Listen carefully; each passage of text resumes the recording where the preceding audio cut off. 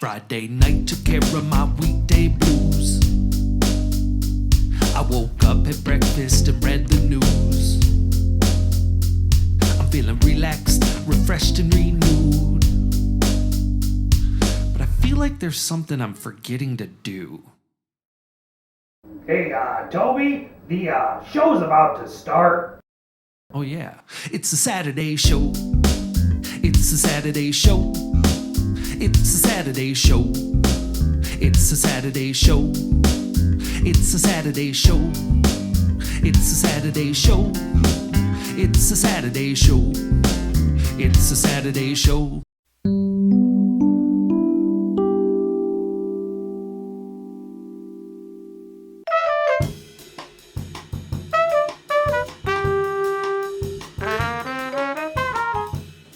Good morning, everybody. Welcome to the Saturday Show, AADL TV's one and only Saturday morning kids variety show. My name is Toby, and I'm Otto. And we've got a great show for you today.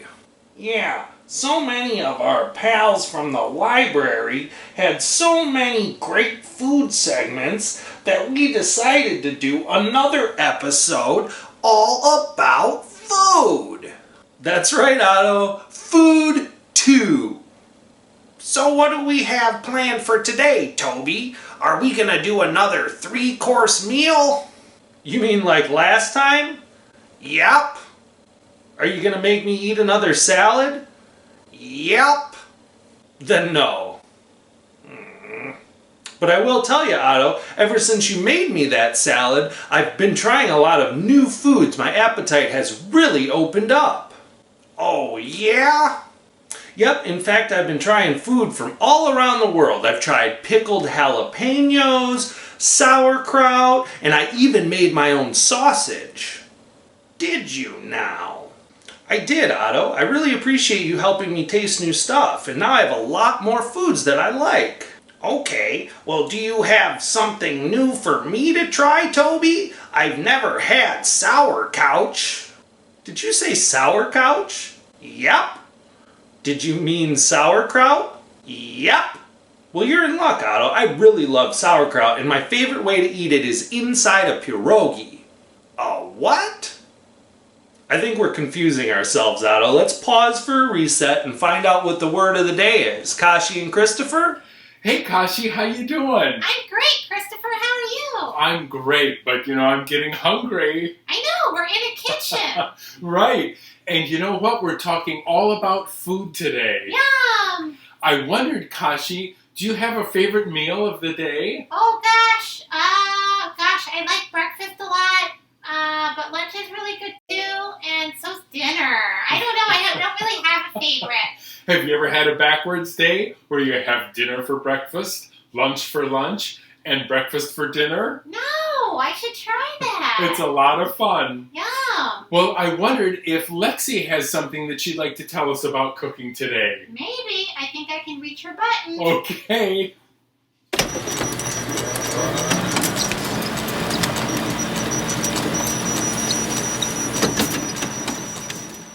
Well, let's see what it says.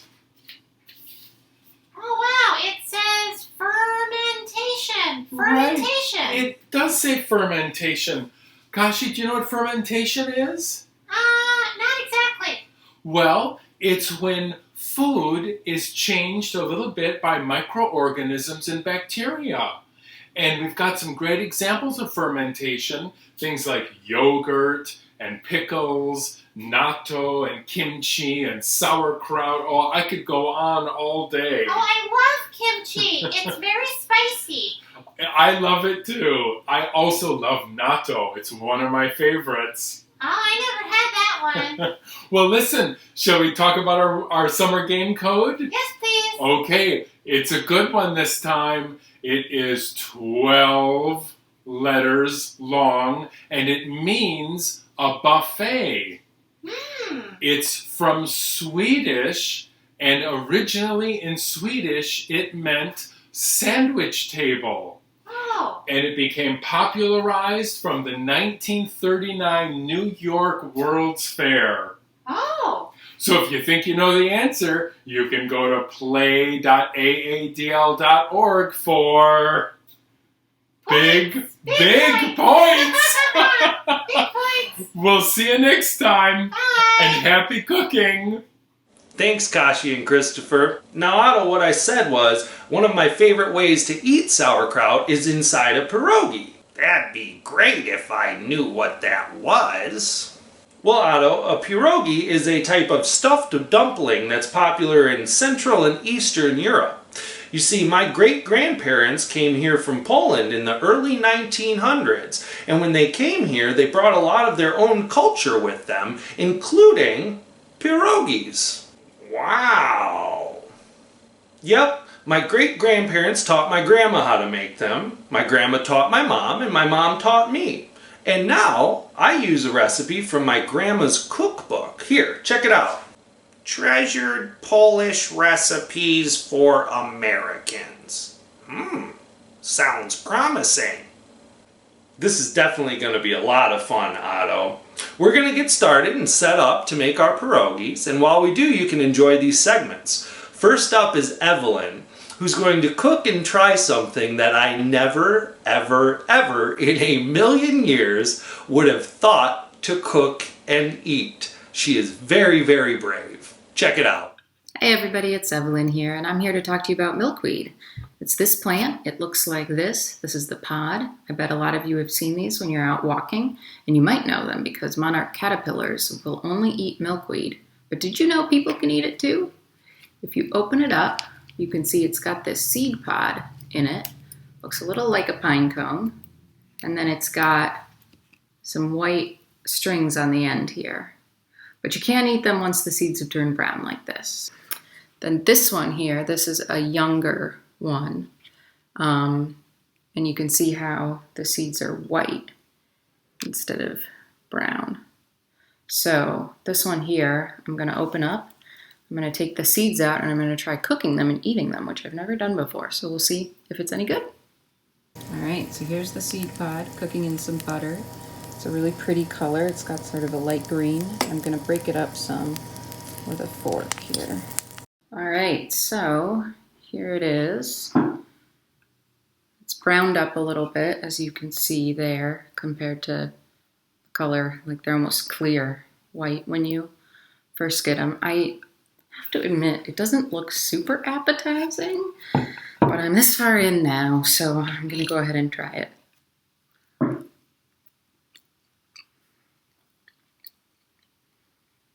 It's actually really good. Wow, surprisingly good. I did fry it in a lot of butter, which will make almost anything taste good, but it's got a really interesting flavor. Well, I would recommend them milkweed pods, but talk to your grown-ups before you eat anything from outside that you're not totally sure about, because definitely you need to be careful. All right, thanks.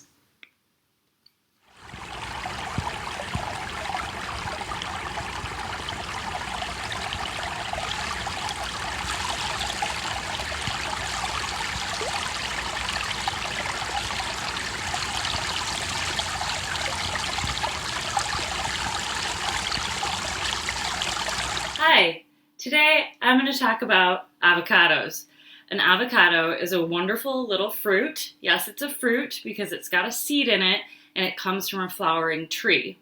They're great because they have fiber, vitamins, potassium, protein, and they taste good.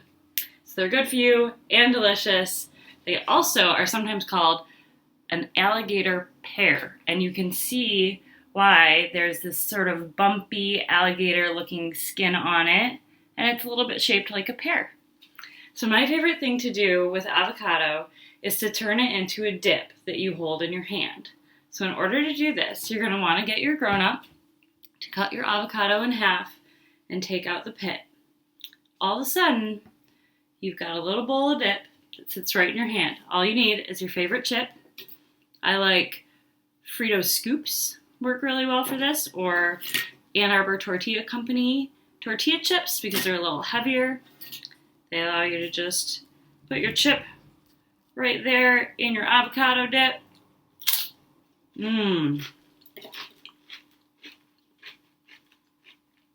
That's good stuff.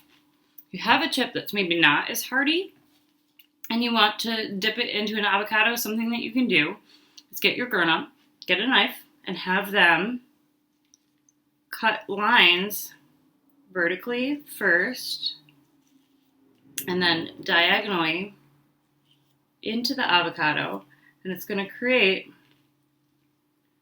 little pieces of avocado that you can pick up with your chip. All right, let me show you. Oh, there we go. I'm just scooping up the avocado pieces with my chip. Looks good, huh?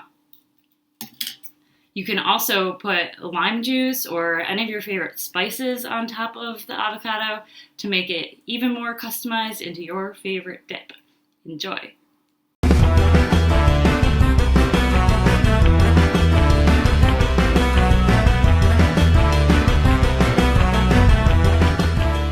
I have here two things. They're yellow and slightly different sizes. They have these ridges along the edge that you can see if you look closely. And they have some green things sticking out the top and another small green part on the bottom. And they're pretty heavy if you pick them up. And I wonder what they could be.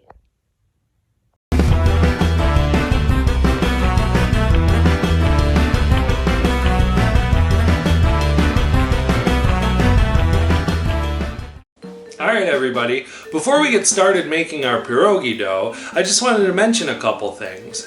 The reason I'm sharing this recipe with you is because it's one of my favorites. It has a lot of history in my family and I really like making it. The second reason is that I encourage you to talk to your grown-ups to find out what their favorite recipes are or their favorite foods are, and then maybe you guys can get together and make that recipe. Food is a really culturally important thing. It means a lot of different things to a lot of different people. And so you can engage in your own family history and family cultural history by working with food. Alright, let's get started. So I've got my ingredients laid out on the counter. We're going to need flour, salt, an egg, water, and whatever you're going to put inside your pierogi.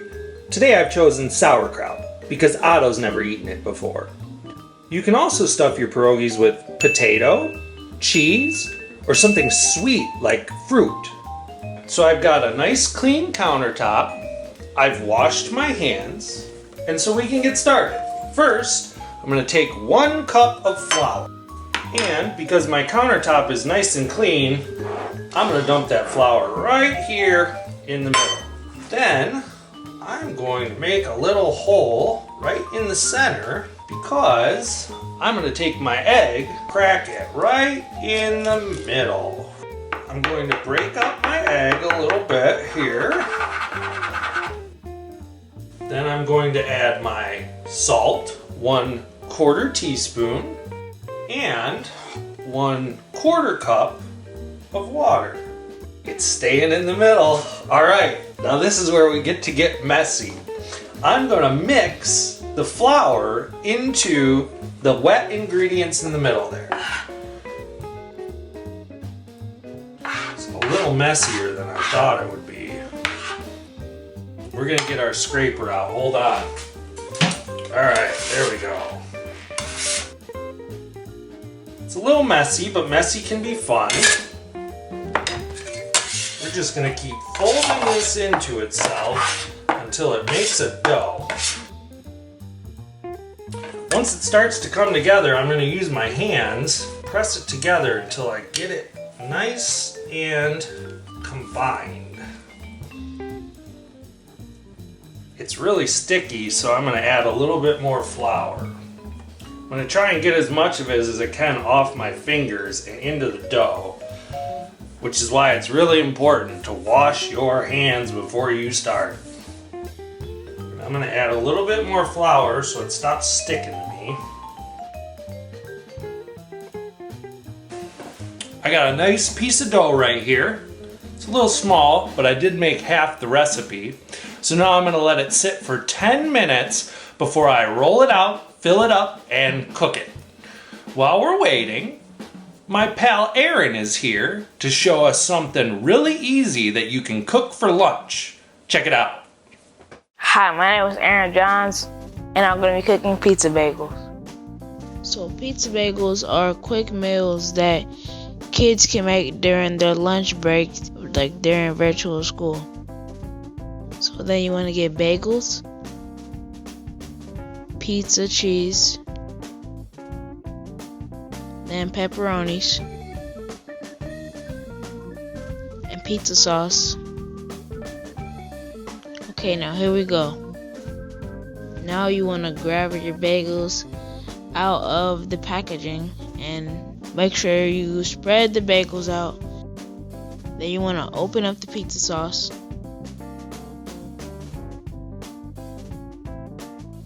And then spread it all over the bagel.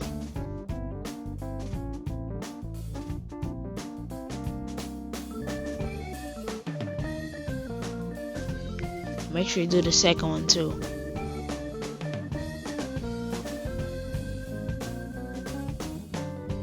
Then you want to add as much cheese as you want. And I like a lot of cheese.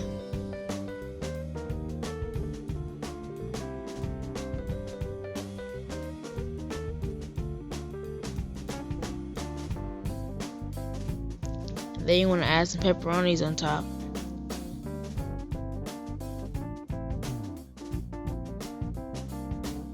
So guys, like, do you see how simple this is? Then you want to add oil in a pan so the bagels won't stick. Now you want to place the bagels on the pan. Here we go. So now you want to have your oven preheated to 350. And then you want to put the bagels in for 10 minutes.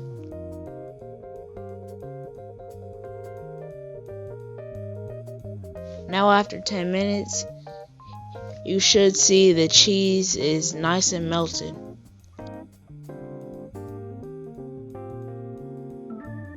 Then you should take a spatula and add them on your plate.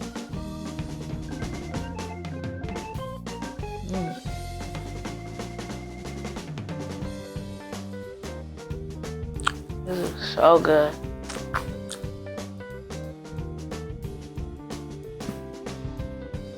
And don't forget to share your food, guys. Charles, you want some? I'm gonna share mine with my sister. Super good. Yeah? Okay, so there it is, guys. It's super easy pizza bagels.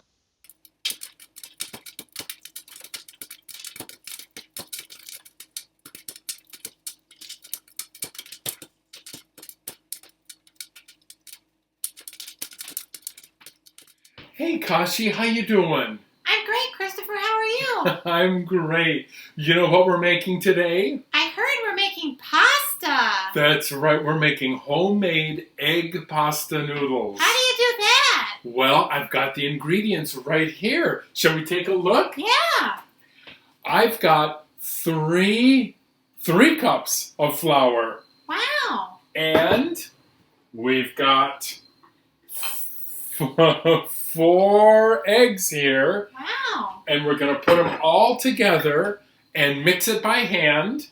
And then we're going to be all set. We're going to use this pasta maker that I got from my friend Ed. Wow, that's so cool. And they're going to be delicious. So I'm going to start mixing. And when we're ready, we're going to roll some of the pasta out by hand. Okay. All right? Let's get started. Okay, we'll see in a few minutes. So I've added the eggs to the dough, and I'm just going to keep stirring until it's thoroughly mixed and all the dough has come together like a ball. So eventually you'll knead it so much that you've got quite a ball of dough here. I've got the dough now into thirds, and I'm going to shape it into a rectangle and start putting it through the pasta maker. And I'm going to start with the pasta maker on the widest setting and then make the pasta thinner and thinner, and then I'll cut it at the very end. If you don't have a pasta maker, that's fine. The way we used to make it at home was to just press it out really thin with a rolling pin and then cut it. So in a way, we're just adding a step by using the pasta maker. So I've got my first rectangle here. It's extremely thick. I'm not even sure if it's going to go through the pasta maker. I have the pasta maker setting on the end here to the widest setting, and then there's a crank on the other side. Okay, Kashi, you turn the crank and I'll put the dough through. Here we go. Keep going. Keep going. Okay, stop for 1 minute. Keep going.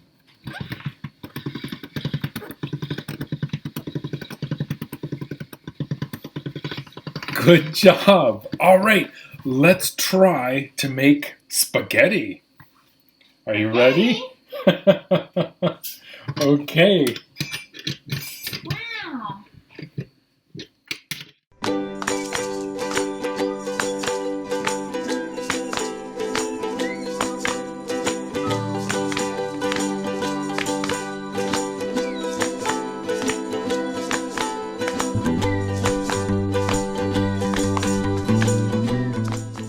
Wow.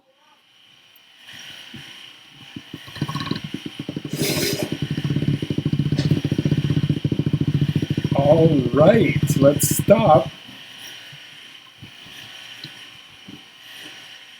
Wow, that's amazing. Thanks, Kashi.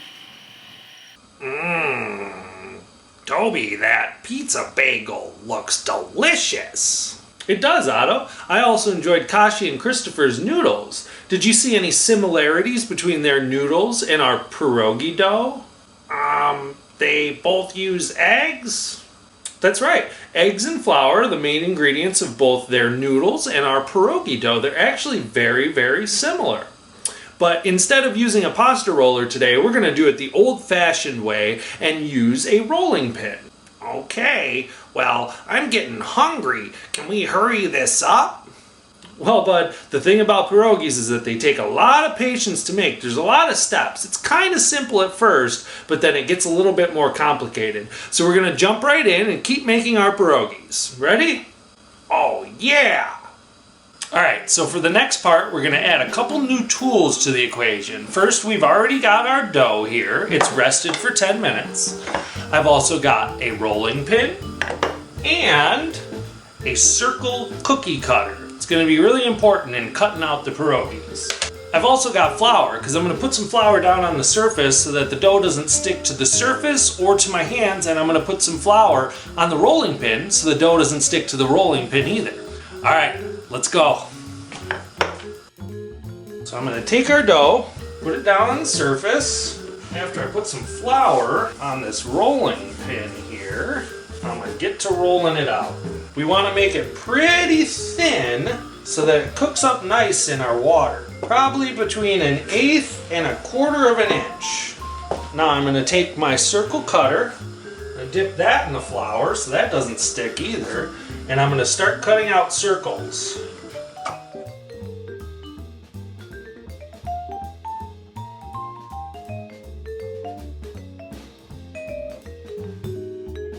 Alright, there we go. Circle of dough. So I'm going to move these to the side.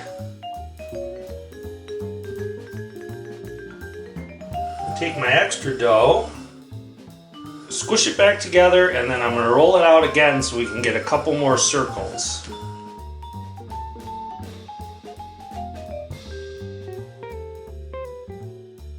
Like I said already, today we're stuffing our pierogies with sauerkraut. I already said it, but remember, you can use your favorite mashed potato, any kind of cheese, or your favorite fruit filling. Otto, do you want to come and smell this sauerkraut?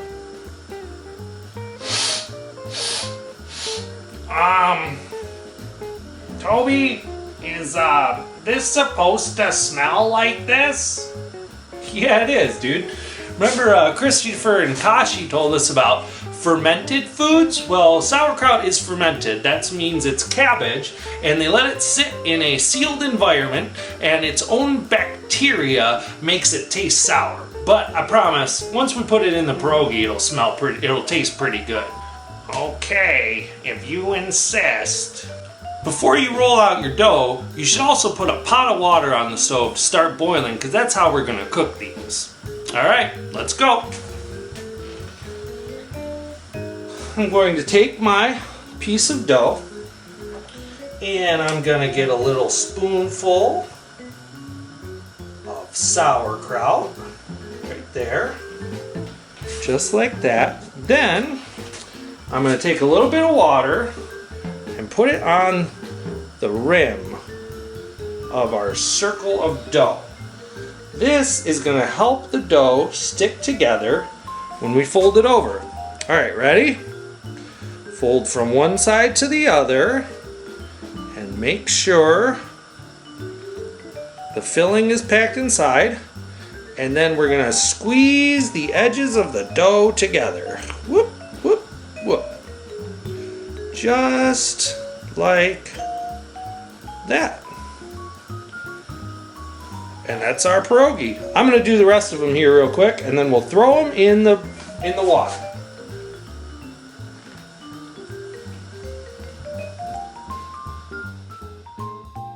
That water does a really good job of helping the dough stick to itself so that none of our delicious sauerkraut filling escapes. Now I'm pulling the sauerkraut right out of the jar that I bought it in, because I'm pretty confident that I can get these pierogies rolled up and nice and tight. You can put your sauerkraut in a colander and let it drain and dry out a little bit, and that will make this process a little easier. I'm kind of dripping some of the juice here, and that doesn't make it super easy to work with. Alright, I got our last one. Fold that over and pinch it together. So we have 7 pierogi here, and now we can add them to the water. I'm going to add a little bit of salt to the water for flavor. And then I'm going to drop my pierogi in.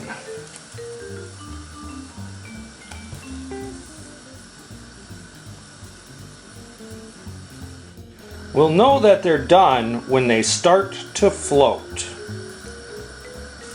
Alright, they're close to getting done, and I'm going to pull these bad boys out. Oh boy, Toby, they look so good. I'm just so excited to try these. Alright, we've taken our pierogies out of the boiling water, and you can eat them just as is, but my favorite thing to do with them is to fry them up.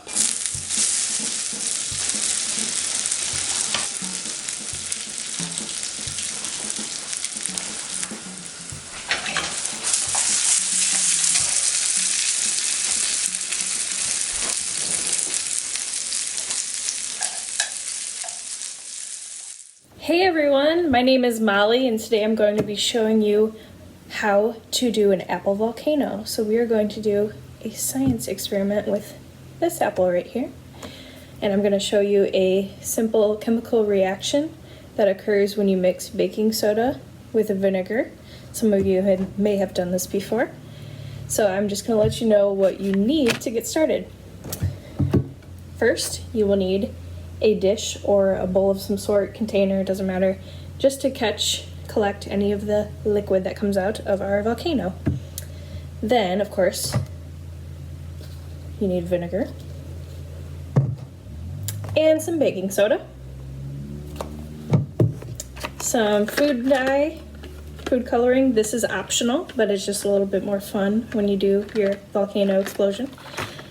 And then you will need, of course, an apple. It doesn't matter what kind, but I think this is a gala. And then a measuring cup for your vinegar. And a teaspoon, we're going to use 2 teaspoons for the baking soda. And finally, an apple core. Please use a grown-up when you do this, because this can be a little bit dangerous and I don't want anyone to get hurt. All right, so without further ado, I'm going to start with my apple and core my apple. And if you don't have an apple core at home, you can use a knife, but again, please get your grown-up to help you. So I'm just going to remove the core here and put that off to the side. You can see you got a hollowed out apple now. I'm going to put my apple into the bowl, and then I am going to add my baking soda. So as I mentioned at the beginning, we're going to add 2 tablespoons and just put it right into the center of the apple there. Move this camera so you can see a little better. Yeah, I'll just show you. Just put it in, put it down into the bowl. Try to get most of it inside the apple if you can. If it a little bit misses, that's totally fine. And then one more. So there we go. And then I'm going to use 1 cup of vinegar.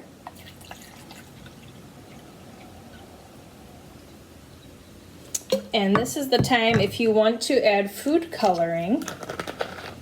I think I'm going to use some blue food coloring in mine. So just add maybe 3 drops just to give some color. So I'm going to add it to my baking soda. All right. And then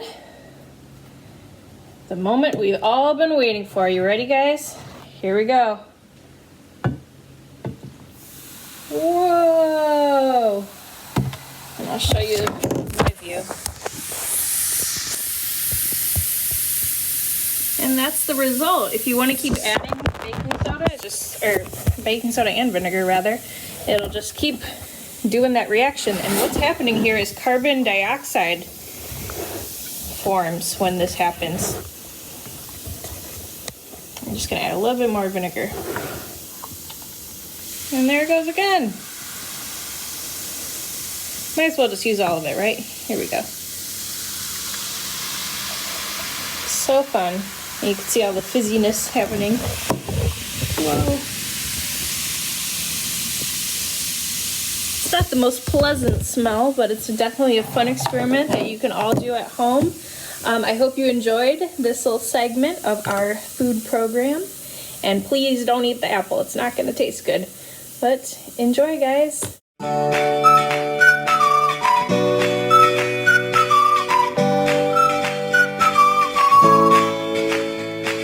These are patty pan squash.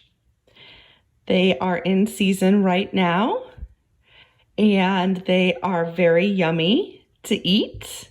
You can cut them up and saute them or roast them in the oven or add them to a salad or a pasta.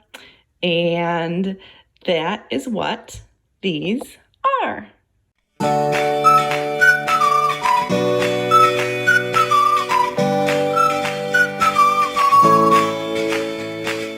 Well, as it would stand, Otto could not wait until the next segment to eat his pierogies. So as of now, we have both eaten our pierogies. And what'd you think, bud? Oh, I thought they were delicious. Very good balance of savory, and they just tasted great. I'm glad you liked them, bud. Well, that's our show for today, folks. Thanks for watching. If you'd like more information, you can head over to aadl.org/thesaturdayShow. I'll post this pierogi recipe there. And if you make something at home, feel free to send an email to the TSS mailbag. That's tss@aadl.org. Until next time, keep cooking. Bye!